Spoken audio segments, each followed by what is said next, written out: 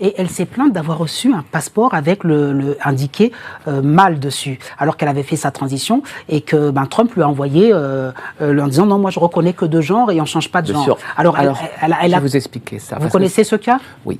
Et là, je vais vous expliquer parce que c'est un des effets immédiats négatifs de l'outrance du lobby LGBT qui a tellement fait de mal aux États-Unis que M. Trump est obligé de d'avoir une réaction qui soit massive dans l'autre sens. Et par exemple, une personne comme moi, ou comme Caitlyn Jenner aux États-Unis, qui avons eu un changement d'état civil parce que nous sommes mis en conformité génitale, si aujourd'hui on redemandait aux États-Unis une réactualisation de nos papiers d'identité, il faudrait donner l'acte de naissance intégral, où dans les mentions marginales sont stipulées la date du changement de sexe et que nous sommes bien nés de sexe masculin. Et bien là, actuellement, ils nous remettraient de sexe mâle. Je comprends.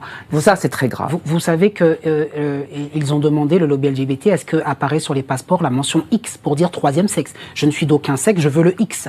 Donc là, en Amérique? Oui, en Amérique. Donc Trump a refusé ça. Il n'y a pas de X sur les passeports. Et lui dit, si vous êtes né biologiquement homme, vous pouvez faire transitionner. Moi, je vous enverrai un passeport qui dit mâle et non pas femelle. C'est ce qui est passé avec cette actrice. Alors pour votre cas, je ne sais pas comment ça se passerait, puisque vous êtes né avec des propriétés des deux sexes. Je ne suis pas au courant de comment il ferait pour les hermaphrodites. Il y a eu un jugement d'État qui a été prononcé, qui a reconnu que j'étais de sexe féminin après une expertise génitale judiciaire extrêmement violente, qu'on devrait d'ailleurs faire passer à Mme Macron, comme ça lèverait beaucoup de doutes sur ce qu'elle est ou ce qu'elle n'est pas.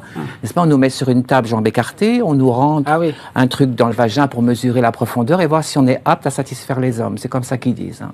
Bon, après quoi? C'est comme ça que ça se passait? Oui. C'est quand même violent. Ah oui, c'est un peu violent. Ça peut être même un traumatisme. Oui, enfin bon, je passe après avec tout ce que j'ai vécu, c'est pas grave. Mais enfin bon, après on m'a donné mes papiers, etc. Mais non, c'était difficile, faut pas croire. Hein. Mais là, je sens ému là.